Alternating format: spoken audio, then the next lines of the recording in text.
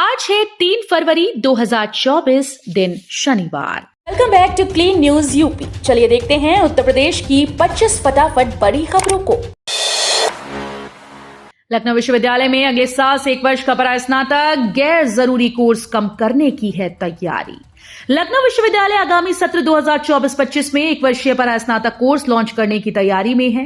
1 वर्ष के PG course में 4 वर्षीय स्नातक कोर्स करने वाले विद्यार्थी प्रवेश लेंगे। अभी तक देश के किसी भी शिक्षण संस्थान में 1 वर्षीय पीजी पाठ्यक्रम शुरू नहीं हुआ। लविवी की dean academics professor Geetanjali Mishra ने बताया कि अध्यादेश निर्माण का कार्य अपने अंतिम चरण में है। फरवरी के अंतिम सप्ताह में फाइनल ड्राफ्ट को संस्तुति के लिए कुलपति के सामने प्रस्तुत किया जाएगा। आयुर्वेदिक फार्मासिस्ट बनने का मौका 12 फरवरी से 3 मार्च तक होंगे आवेदन। आयुर्वेद विभाग में फार्मासिस्ट के 1002 पदों पर भर्ती की जाएगी। अधीनस्थ सेवा चयन आयोग की ओर से इसके लिए विज्ञापन जारी कर दिया गया है। इसके अनुसार इन पदों के लिए 12 फरवरी से आयोग की वेबसाइट पर ऑनलाइन आवेदन किए जाएंगे। आवेदन 3 मार्च तक होंगे, जबकि शुल्क समायोजन और आवेदन में संशोधन 11 मार्च तक किए जाएंगे। रक्षा बजट बढ़ने से डिफेंस कॉरिडोर का बढ़ेगा रुतबा, आएगा 3000 करोड़ का निवेश। रक्षा बजट में इस बार सरकार ने बड़ा इजाफा किया, इसे 11.1% बढ़ाया गया। इस बजट में केंद्र ने रक्षा बजट को 6.2 लाख करोड़ रुपए दिए। पिछले रक्षा बजट की तुलना में ये 0.27 लाख करोड़ रुपए ज्यादा हैं। पिछले रक्षा बजट में सरकार ने 5.93 लाख करोड़ रुपए का प्रावधान किया था। विशेषज्ञों का मानना है कि इसका असर डिफेंस सेक्टर का बड़ा गढ़ बने यूपी पर पड़ेगा। वाराणसी, प्रयागराज, झांसी, गोरखपुर और मेरठ समेत छोटे शहरों में भी चल सकेंगी मेट्रो रेल। केंद्रीय बजट में शहरों में मेट्रो व नमो भारत जैसी सुविधा मुहैया कराने पर फोकस किए जाने से प्रदेश के कई शहरों में इस तरह की सुविधाएं मुहैया कराने का रास्ता खुलेगा। खासकर प्रदेश के छोटे शहरों में मेट्रो रेल दौड़ाने की राह आसान होगी। विभागीय सूत्रों का कहना है कि केंद्र सरकार के बजट में मेट्रो के लिए की गई पहल से वाराणसी, प्रयागराज, झांसी, गोरखपुर और मेरठ समेत 10 लाख से अधिक आबादी वाले शहरों में भी मेट्रो चलाने की योजना को मूर्त रूप दिया जा सकेगा। बदल रहा गोरखपुर, अदानी समूह लगाएगा सीमेंट फैक्ट्री, जमीन तय। गोरखपुर जिले में अदानी समूह धुरियापार औद्योगिक क्षेत्र में गजपुर और नारायणपुर खुर्द गांव के बीच सीमेंट की फैक्ट्री लगाएगा।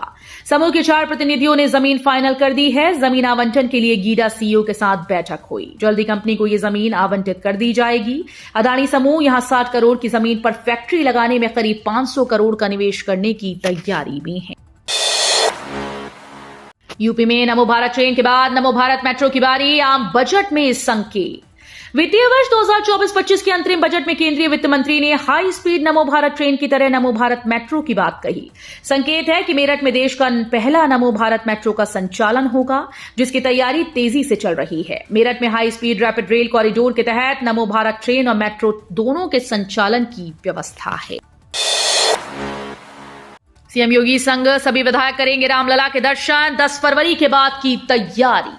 मुख्यमंत्री योगी आदित्यनाथ ने विधानमंडल सत्र के मद्देनजर बुलाई गई सर्वदलीय बैठक में विधानसभा अध्यक्ष सतीश महाना से कहा कि वो सभी विधायकों को अयोध्या ले चलने की तैयारी करें। विधानसभा अध्यक्ष के मार्गदर्शन में जनप्रतिनिधियों के लिए अयोध्या में श्री राम जन्मभूमि मंदिर में दर्शन पूजन की व्यवस्था कराई जाएगी।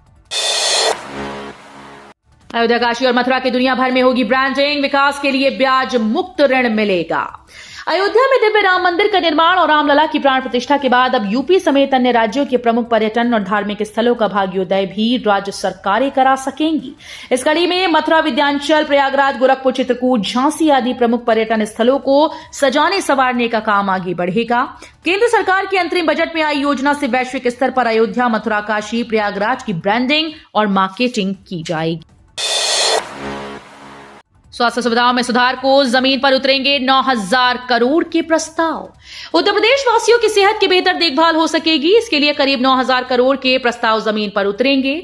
चिकित्सा शिक्षा विभाग ने ग्राउंड ब्रेकिंग सेरेमनी के लिए उन प्रस्तावों का खाका तैयार कर लिया जिन पर काम शुरू होना है। इनोवेशन में यूपी सबसे आगे, देश भर में बड़ी हिस्सेदारी। यूपी इनोवेशन के मामले में तेजी से उभरते हुए आगे बढ़ रहा है। 10 साल में उसकी देश भर में हिस्सेदारी 5% से बढ़कर 7.2% हुई। इस मामले में पंजाब ने भी लंबी छलांग लगाई, जबकि गुजरात की स्थिति कमोबेश स्थिर है। एसबीआई रिसर्च की रिपोर्ट के मुताबिक यूपी क्षेत्र में अगवा राज्य के रूप में तेजी से उभर रहा है। पंजाब, हरियाणा, तेलंगाना, राजस्थान और उत्तराखंड भी नए नवाचारों में तेजी से पांव पसार रहे हैं। सरयू का जलस्तर सुधरते ही उतरेगा गरुड़ क्रूज, 2 घंटे में घाटों की कराएगा सैर। अयोध्या में सरयू नदी में अभी जल का स्तर कम है। इसके कारण जल विहार के लिए बड़ी बोट के संचालन में दिक्कतें हो रही हैं। गरुड़ क्रूज के संचालन के लिए जल स्तर बढ़ने का इंतजार है। 100 से 125 यात्रियों की क्षमता का क्रूज 7 जनवरी को अयोध्या पहुंच गया था। अभी ये क्वीन होप पार्क में खड़ा है। क्रूज की लंबाई 60 फीट, चौड़ाई 17 फीट व ऊंचाई 24 फीट है।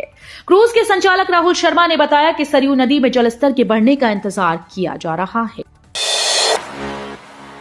यूपी के शहर में 54 दिनों के लिए धारा 144 लागू। कानपुर शहर में 25 मार्च 2024 तक के लिए धारा 144 लागू कर दी गई। ज्वाइंट सीपी आनंद प्रकाश तिवारी ने रिलीव होने के पहले आदेश जारी कर दिए। इस बार अधिकारी की तरफ से होटल, हॉस्टल, धर्मशालाओं से लेकर धार्मिक आयोजनों और सोशल मीडिया पर प्रचार प्रसार को लेकर कई बिंदुओं पर प्रतिबंध लगाए गए हैं। यूपी पीईटी रिजल्ट के बाद निकली पहली बड़ी भर्ती, 1000 से ज्यादा वैकेंसी। उत्तर प्रदेश अधीनस्थ सेवा चयन आयोग ने फार्मासिस्ट के 1002 पदों पर भर्ती निकाली है। इसके लिए 12 फरवरी से 3 मार्च तक आवेदन लिए जाएंगे। इसमें संशोधन 11 मार्च तक किए जा सकेंगे। आयोग के सचिव अवनीश कुमार सक्सेना ने इसके लिए विज्ञप्ति जारी कर दी। आवेदन आयोग की वेबसाइट पर ऑनलाइन लिए जाएंगे। आवेदन की अंतिम तिथि तक संबंधित आवश्यक, अनिवार्य व शैक्षिक अर्हता संबंधी प्रमाण पत्र प्राप्त होने वाले ही पात्र मानी जाएंगी। स्वामी चिन्मयानंद की बड़ी भविष्यवाणी, 7 साल में इनके हाथ में होगा देश का नेतृत्व। पूर्व केंद्रीय गृह राज्य मंत्री स्वामी चिन्मयानंद ने शुक्रवार को कहा कि 7 साल में इस देश का नेतृत्व ऐसे व्यक्ति के हाथों में होगा जो मेरा लाडला है। शुक्रवार को शाहजहांपुर में मुमुक्षु आश्रम के सभागार में पत्रकारों से बातचीत के दौरान चिन्मयानंद ने कहा कि देश बदल रहा है और आने वाला परिवर्तन निश्चित ही सकारात्मक होगा। 7 साल के अंदर इस देश का नेतृत्व ऐसे व्यक्ति के हाथों में होगा जो मेरा लाडला है। उन्होंने किसी का नाम तो नहीं लिया, लेकिन उनका इशारा साफ था। कयास लगाया गया कि उनका इशारा उत्तर प्रदेश के मुख्यमंत्री योगी आदित्यनाथ की ओर है। यूपी के 70,000 किसानों को बड़ा लाभ देगी सरकार, खाते में भेजे जाएंगे 2-2 हजार। यूपी के 70,000 किसानों को बड़ा लाभ मिलने वाला है। इन किसानों के खाते में 2-2 हजार रुपए डाले जाएंगे। दरअसल प्रधानमंत्री किसान सम्मान निधि से वंचित किसानों के लिए 16वीं किश्त का लाभ मिलेगा। इसके लिए ग्राम पंचायत स्तर पर कैंप आयोजित किए जाएंगे। कैंप आयोजन संबंधी तैयारी जिला प्रशासन की ओर से पूर्ण कर ली गई। बदायूं जिले के 70,000 किसानों ने आधार सीडिंग, ई-केवाईसी, लैंड सीडिंग नहीं कराई। मनकापुर अयोध्या धाम रेल दोहरीकरण में आएगी तेजी। अंतरिम बजट में पूर्वोत्तर रेलवे के यूपी और उत्तराखंड वाले हिस्से को विशेष तवज्जो दी गई। यूपी में 19,575 करोड़ रुपए और उत्तराखंड को 8,120 करोड़ रुपए मिले। पूर्वोत्तर रेलवे के मनकापुर कटरा अयोध्या धाम रेलखंड के दोहरीकरण के लिए बजट मिलने की बात कही गई। साथ ही हाई स्पीड की ट्रेन वंदे भारत और अमृत भारत एक्सप्रेस भी ज्यादा संख्या में दौड़ेंगी।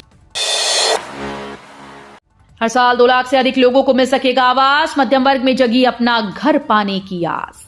केंद्रीय बजट में किराए पर चौल, झुग्गी झोपड़ी और अनधिकृत कॉलोनीज में रहने वाले लोगों के लिए आवासीय योजना शुरू करने की घोषणा से मध्यम वर्ग के उन लोगों को मकान मिलने की उम्मीद जग गई जिनके पास अभी तक मकान नहीं है। एक अनुमान के मुताबिक इस योजना के लागू होने पर हर साल करीब 2 लाख से अधिक लोगों को मकान उपलब्ध कराया जा सकेगा। हालांकि इसको लेकर तस्वीर तभी साफ होगी जब केंद्र सरकार द्वारा इस योजना के लिए पात्रता तय कर दी जाएगी। समीक्षा अधिकारी भर्ती परीक्षा के लिए एडमिट कार्ड जारी। उत्तर प्रदेश लोक सेवा आयोग ने समीक्षा अधिकारी, सहायक समीक्षा अधिकारी परीक्षा के लिए कल 2 फरवरी को एडमिट कार्ड जारी कर दिया। जिन उम्मीदवारों ने भर्ती परीक्षा के लिए आवेदन किया वे आधिकारिक वेबसाइट पर जाकर अपना यूपीपीएससीआरओ एआरओ प्रवेश पत्र डाउनलोड कर सकते हैं। यूपीपीएससीआरओ एआरओ परीक्षा 11 फरवरी को आयोजित होने वाली है। पहली बार बरेली से मेहरम के बिना हज यात्रा पर जाएंगी 11 महिलाएं। प्रदेश से कुल 141। इस बार प्रदेश से 141 महिलाएं मेहरम के बिना हज यात्रा पर जा रही हैं। इसमें बरेली जिले की भी 11 महिलाएं शामिल हैं। जिले से एक बच्चा भी हज यात्रा पर जा रहा है। आमतौर पर पहले मेहरम के बिना महिलाएं हज यात्रा पर नहीं जाती थीं। कुछ साल पहले सरकार ने यह मौका दिया तो मेहरम के बिना महिलाएं हज यात्रा पर जाने लगी। पिछले साल तक जिले की कोई भी महिला मेहरम के बिना हज यात्रा पर नहीं गई थी। आजमगढ़ में वकीलों की हड़ताल। पूर्व विधायक व माफिया मुख्तार अंसारी की शुक्रवार को गैंगस्टर मामले में एमपी एमएलए कोर्ट में पेशी हुई। वकीलों की हड़ताल के चलते कोर्ट में कोई कार्रवाई नहीं हुई। सुनवाई की अगली तारीख पड़ गई। बांदा जेल से मुख्तार अंसारी वीडियो कॉन्फ्रेंसिंग के माध्यम से पेश हुआ। शुक्रवार को गैंगस्टर मामले में मुख्तार की पेशी थी। वो बांदा जेल से वीडियो कॉन्फ्रेंसिंग के माध्यम से पेश हुआ। प्याजी ठहकाने मामले में मुस्लिम पक्ष को राहत नहीं, अगली तारीख के साथ ही सुरक्षा बढ़ाने के निर्देश। वाराणसी स्थित ज्ञानवापी तहखाने में पूजा अर्चना की अनुमति देने संबंधी जिला जज वाराणसी के आदेश के खिलाफ इलाहाबाद हाईकोर्ट से मुस्लिम पक्ष को कोई फौरी राहत नहीं मिली। अंजुमन इंतजामिया मसाजिद कमेटी ने 31 जनवरी की स्थिति बहाल करने की मांग की। अगली सुनवाई अब 6 फरवरी को हो। गठबंधन के भीतर बड़ा संकट, इन सीटों पर फंसा पेच। लोकसभा चुनाव के लिए सपा रालोद के बीच सीटों का गणित लगभग तय है, लेकिन समाजवादी पार्टी सियासी रण में रालोद के हिस्से की 4 सीटों पर अपने प्रत्याशी उतारना चाहती है, जिससे गठबंधन में असमंजस का माहौल है।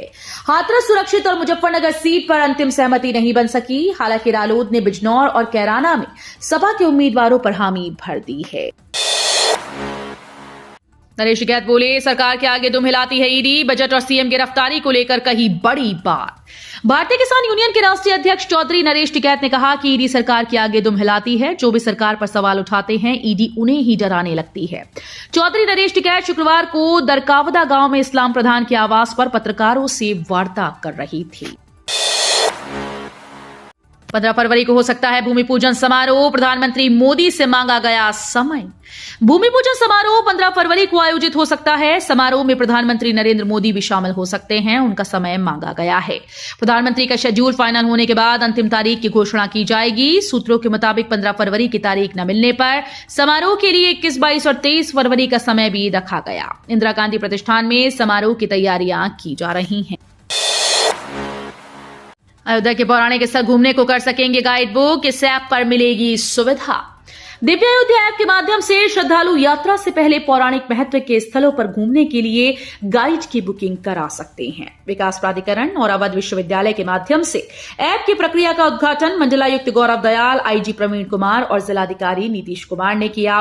मंडलायुक्त ने कहा कि ऐप में बुक किए गए गाइड के संबंध में यात्रा के उपरांत फीडबैक का प्रावधान हो, जिससे श्रद्धालु यात्रा के उपरांत गाइड के संबंध में अपना फीडबैक दे सके। तो ये थी आज की 25 फटाफट बड़ी खबरें। अगर आपको न्यूज पसंद आई हो तो वीडियो को लाइक और शेयर जरूर करें। धन्यवाद।